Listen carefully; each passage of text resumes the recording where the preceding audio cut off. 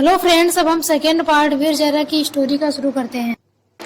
तो उसकी अम्मी गुस्से में बोलती है, तू क्या बात कर रही है, तू क्या करके आई है। ज़ारा कहती है, अम्मी मैंने तो कुछ भी नहीं किया, पर मैंने अपना सब कुछ उनको दे के आई हूँ।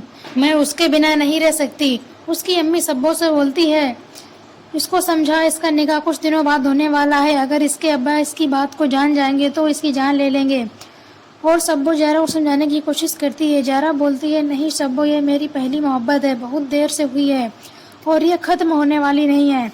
सब्बो प्लीज़ तू कुछ कर, मैं उसके बिना नहीं रह सकती, मुझे उससे मिलना है, मुझे उसके पास जाना है। कुछ देर बाद ज़ारा खूब जोर जोर से रोने लगती है। सब्बो के पूछने के बाद ज़ारा बोलती है, वो मुझे हर तरफ दिखाई देता है, मैं नहीं रह सकती उसके बिना। सब्बो समझ जाती है। फिर सब्बो वीर प्रताप को कॉल करती है और उसे बोलती है, मैं सब्बो बोल रही हूँ। पर वीर प्रताप नहीं समझ पाता है। तब सब्बो बोलती है, मैं ज़ारा के यहाँ से बोल रही हूँ। फिर वीर प्रताप बात करता है। सब्बो बोलती है, ज़ारा का निकाह होने वाला है, आप लाहौर आ जाइए। ज़ारा ये कदम अकेले नहीं उठा पाएगी, आप ज़ारा को यहाँ से ले जाइए। ज़ारा आपके बिना नहीं रह सकती है। फिर वो वीर से एक आखिरी सवाल पूछ बैठती है कि आप ज़ारा से कितनी मोहब्बत करते हैं। इस सवाल का जवाब तो वीर प्रताप के पास भी नहीं था। ज़ारा से कितनी मोहब्बत करता है। और अगले पल ही वीर लाहौर आ जाता है। लाहौर आने के बाद सब्बो वीर को बन से लेकर अपने घर लाती है और अगले दिन निकाह के लिए दरगाह पर जाना होता है। तो रजा, ज़ारा और सारे लोग दरगाह जाते हैं। उसी वक्त वीर भी वहाँ पहुँचता है। जब ज़ारा वीर को देखती है तो खुद को रोक नहीं पाती है और सबके सामने वीर के गले लग जाती है। यह देख ज़ारा के अब्बा की तबीयत काफ़ी ख़राब हो जाती है। जब डॉक्टर ज़ारा के अब्बा का हाल मरियम हयात खान को बताता है तो उन्हें लगता है कि अब मेरे शौहर नहीं बचेंगे, क्योंकि उनको ये बेइज्जती बर्दाश्त नहीं हो पा रही थी। फिर वो वापस सब्बो के घर आती है और वीर प्रताप से बात करती है, आप मेरे शौहर को बचा लीजिए, नहीं तो वो मर जाएंगे। आप प्लीज़ हमारे ज़ारा को लौटा दीजिए, अगर ये निकाह नहीं हुआ तो उसके अब्बा मर जाएंगे। वीर ज़ारा की अम्मी को समझाता है और बोलता है, आप निकाह की तैयारी कीजिए, ज़ारा से मैं बात करूँगा, ज़ारा ज़रूर निकाह करेगी। और वीर प्रताप ज़ारा से मिलता है और समझाता है, कहता है कि अगर तुम्हें लगता है कि मेरा फैसला गलत है तो तुम बस एक इशारा करो, मुझे तुम्हें हिंदुस्तान ले जाने से कोई नहीं रोक सकता है। और यहाँ पर बहुत ही कुछ बेहतरीन सीन आते हैं। नेक्स्ट सीन में दिखाया जाता है वीर वापस जाने लगता है। जब वीर बस स्टैंड पर पहुँचता है तो मरियम हयात खान वीर के पास जाती हैं और उसकी भुजा में एक ताबीज़ बांधती हैं। उससे बोलती हैं, मेरा इस्लाम इस बात की गवाही नहीं देता, लेकिन फिर भी रोज़ अल्लाह ताला से दुआ करूँगी कि अगले जन्म में वीर तेरी हो। और ये कहकर वहाँ से चली जाती हैं।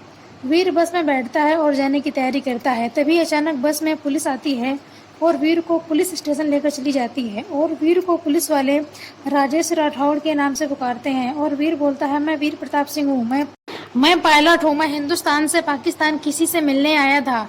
तब पुलिस वाले पूछते हैं, आप यहाँ किसी से मिलने आए थे? तो वीर उन्हें बता नहीं पाता है, क्योंकि ज़ारा की बदनामी होगी और हयात खानदान का नाम बदनाम होगा, जिससे उसके अब्बा की मौत हो सकती है। लेकिन कुछ पल बाद पुलिस स्टेशन में रजा आता है। तो वीर प्रताप उसे देखकर समझ जाता है कि ये सब रजा की चाल है। और रजा बोलता है, आपको क्या लगता है आप हिंदुस्तान से पाकिस्तान आएंगे, अपनी मोहब्बत का ऐलान करेंगे और चुपचाप यहाँ से चले जाएंगे?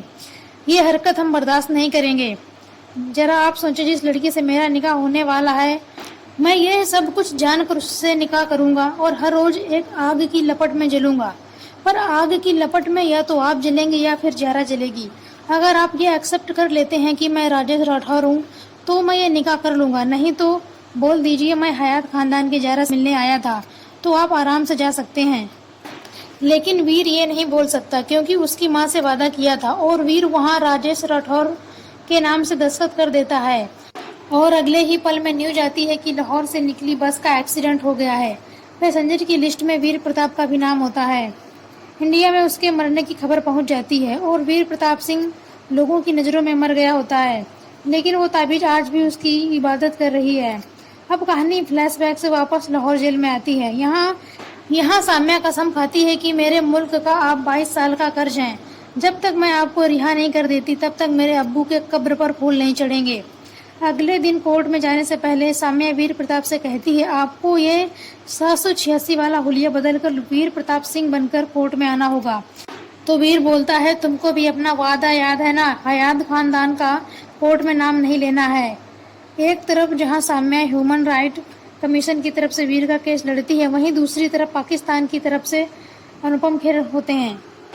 केस की पहली तारीख में साम्या बहुत डरी हुई थी क्योंकि ये उसकी पहली केस थी और कार्रवाई शुरू होती है, लेकिन जाकिर नाइक का बयान ज्यादा भारी पड़ रहा होता है क्योंकि 2 पुलिस वालों ने वीर प्रताप को अरेस्ट किया था। वो बयान देते हैं ये शख्स ने खुद कागज पर साइन किया था कि ये खुद राजेश राठौर है।